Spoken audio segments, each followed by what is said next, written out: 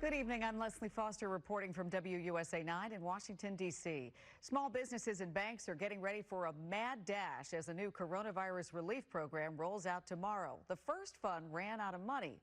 Deaths from the virus in this country now top 54,000.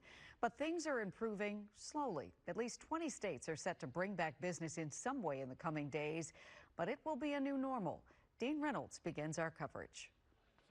In Guthrie, Oklahoma last night, the bulls and their riders were bucking in front of empty stands. Let's go! Let's go! It's showtime! Near Sioux Falls, South Dakota, a big race took place, but it was a drivers-only affair.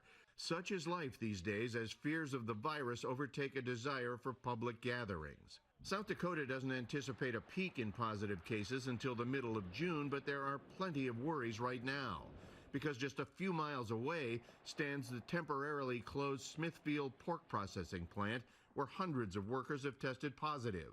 It's one of several meatpacking facilities across the region that have had to close indefinitely because workers are getting sick and dying.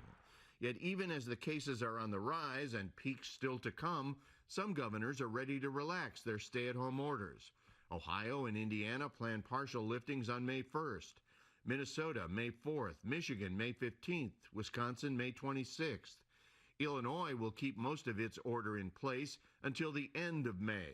Governor J.B. Pritzker. If we lifted the stay-at-home order tomorrow, we would see our deaths per day shoot into the thousands by the end of May, and that would last well into the summer.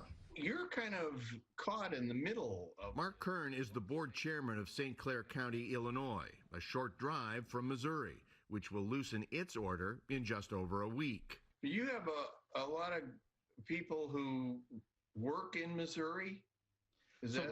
Yeah, 33% of the people who live in St. Clair County work in downtown St. Louis or the St. Louis populated area across the river. He wishes both states were on the same page. If you envision a boomerang, the last thing we want is because of opening up in Missouri too early that thing comes around and hits us in the back of the head.